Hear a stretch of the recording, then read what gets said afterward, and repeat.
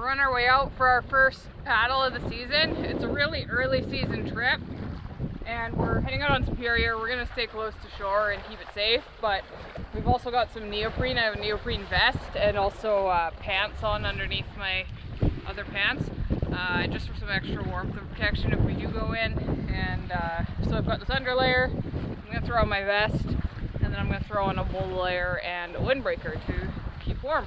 All right, I got my vest, my wool, and my windbreaker. Ready to get out there for a paddle. Let's do it. All right.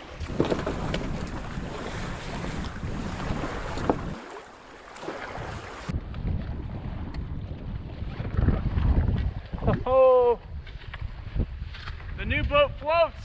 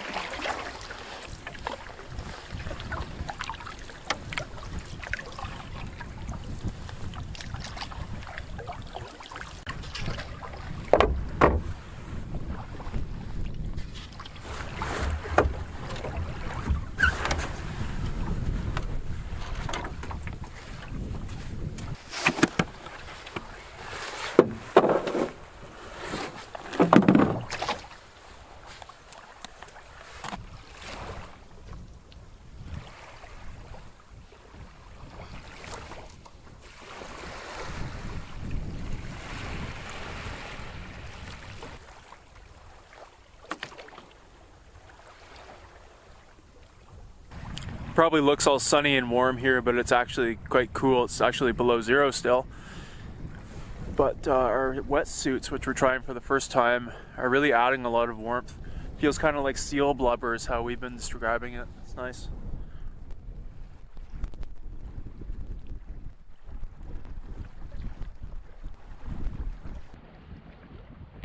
The wind has picked up a bit and we've come to a point where it's kind of swelling. And we don't want to take any kind of a risk here on this trip. So Erin has gotten out on land and she's going to go scout it and see if it looks like something we can do right now or if we're going to have to wait for a bit. How's it look? I think it's rougher than I'm comfortable with. Okay. It's pretty bad. Come around that point and then there's like a shallow area with rocks where it cried like your washing machine. So we'd have to go farther out and they're like white caps. Okay. All right, well, we either wait or, I don't know, or portage. Yeah. We're gonna portage around the point? Yeah, so there's like this point and then one other, like, and that stretch seems really bad. I don't know what it's like past that, but... Did it look like we could portage around the terrain? Yeah. All right, then I guess we do that? Yeah. Yeah. No, I agree. I've been in this scenario on Georgian Bay a couple times and I've regretted it, so you're right. It's not worth it, especially this early in the season with the water this cold. Yeah. So we're gonna have to portage around this point. Erin's just gonna load the gear out. There's a pretty awkward area here to take out. We've got to unload a bit before we can pull the canoe out. And then we go over land.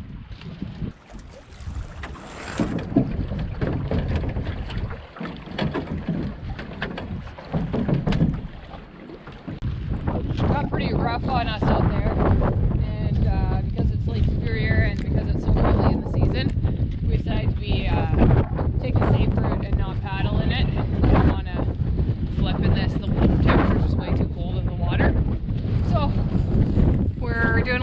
portaging.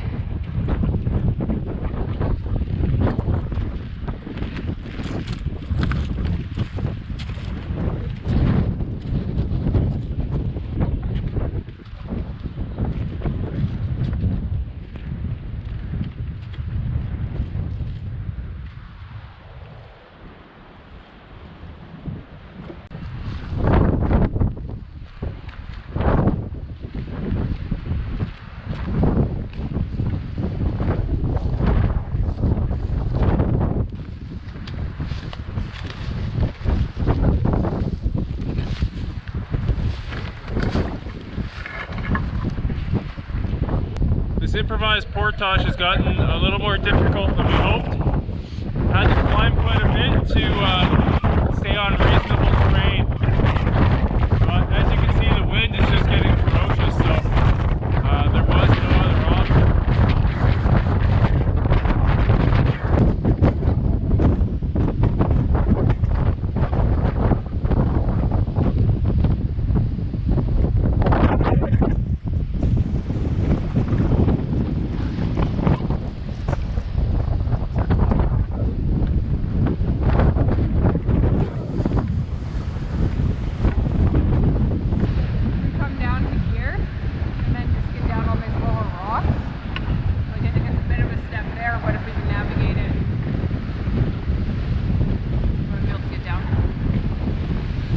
Getting pretty rugged.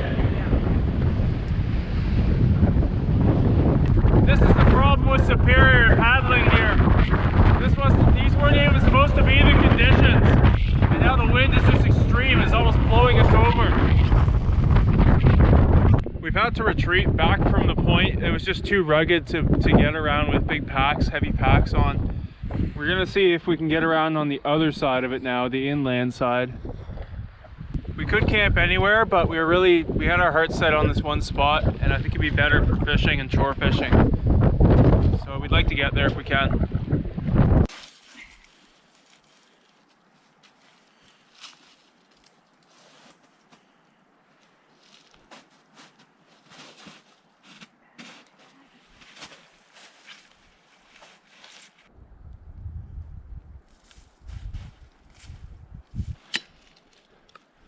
Eagle Eye Aaron spots another one.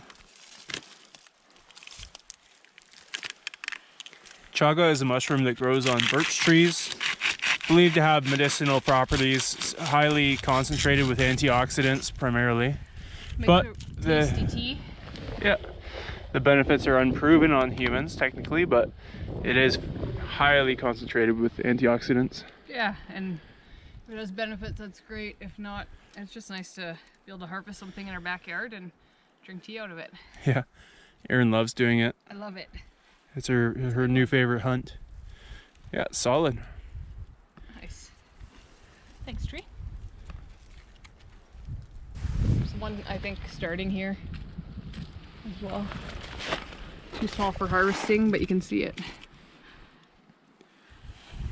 Cool. So we'll come back in 10 years and get a big grapefruit-sized one. That's how long it takes to grow, apparently. Well, we've conceded that we can't get around this point safely. We're gonna retreat to a beach that we passed earlier, and that'll be fine. Just taking a last look at this amazing boulder field. Superior has some of them.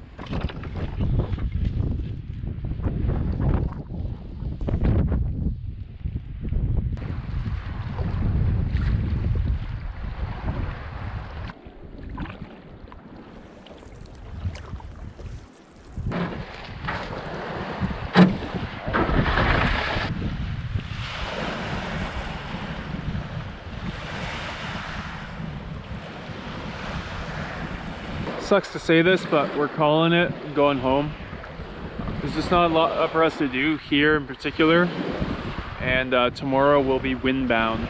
We know that. It won't be safe to paddle in the conditions tomorrow, so just calling it. We had a good day of paddling. Maybe we'll get out on the day after.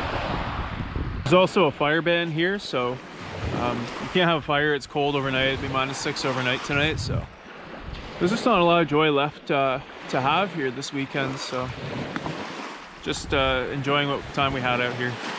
Calling it.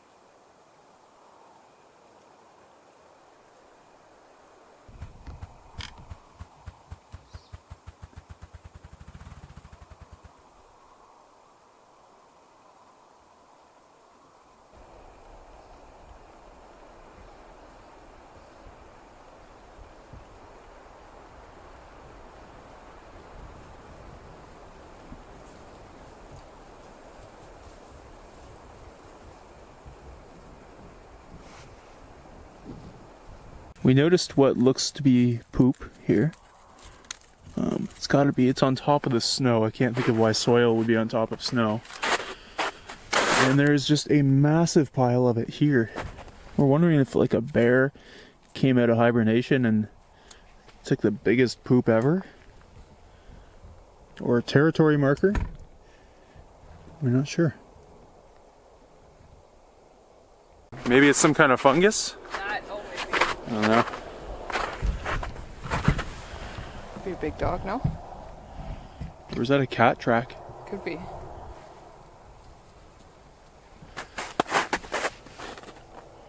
That looks like more like a cat track to me.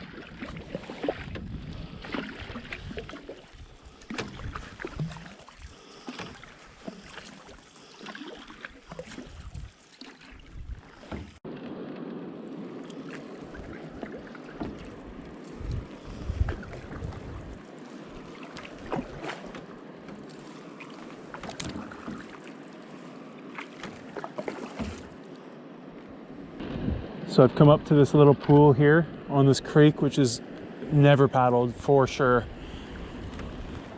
And I'm very eager to get my line wet here. What a beautiful little paradise.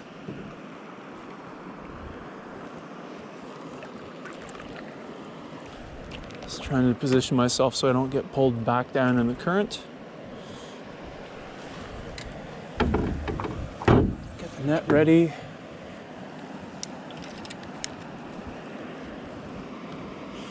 Little jig fly. Here we go.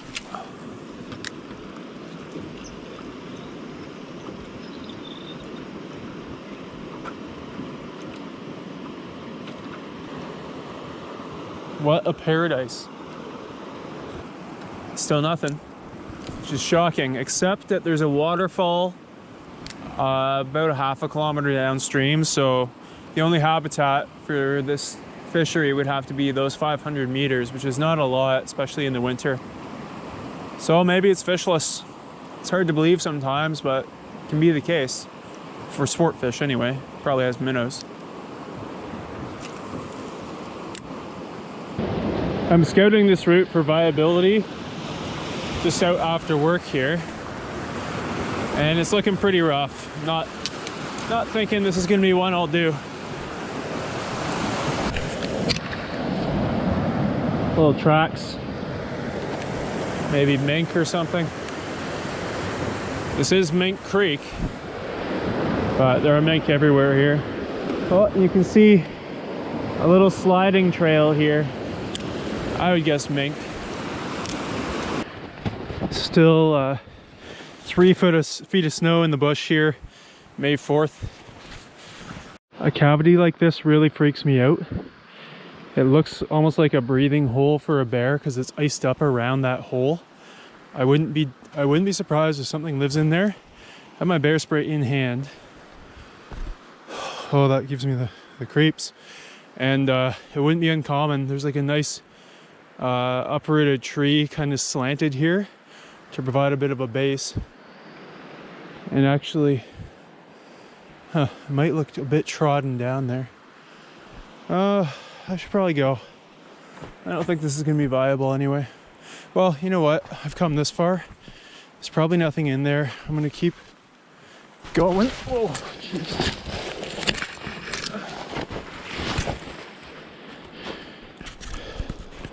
It's mostly that iced up part that creeps me out, because I've been told that's something you can look for a bear's den in the winter, because the moisture and heat from their breath and perspiration will cause that. Man, the snow's deep here. Look at this. I'm waist deep. Oh man.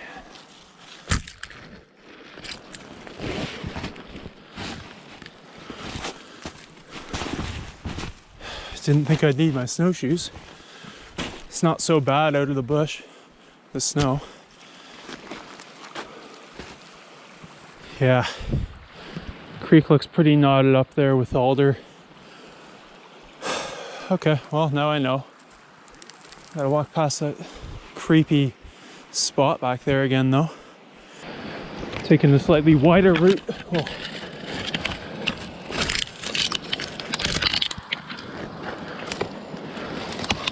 I don't want to come crashing through the snow right on top of it if there was something there. But in all likelihood there's not. Just the imagination. Well, considering it's a work night, it's a pretty good one.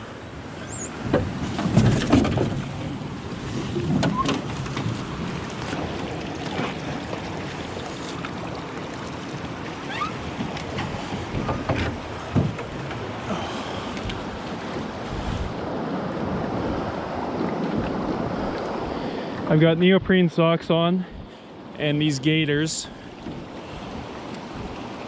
Feel pretty good considering the water is ice cold.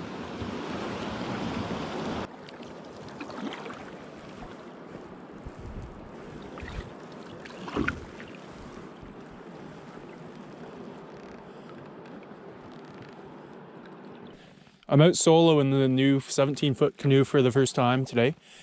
And I was a little worried it was going to be too long for solo, but it's actually perfectly fine. It's not an issue at all. And having no keel is really nice solo. I'm turning and moving laterally so much more easily. I had a couple rocks in the bow, heavy rocks earlier. Ended up having to portage, I don't know, at least half a kilometer. And so I took them out and dumped them, and it's been fine without it.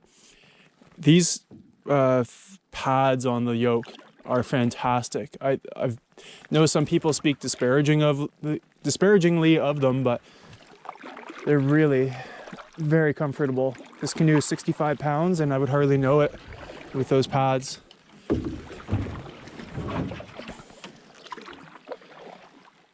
Oh man.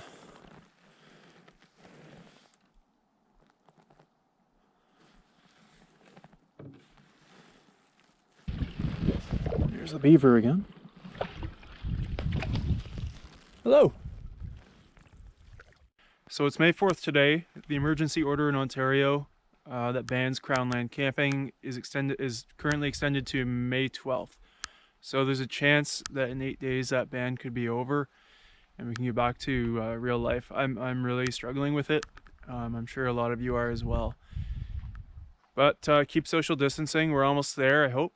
And keep doing as we're told. And we'll get through it.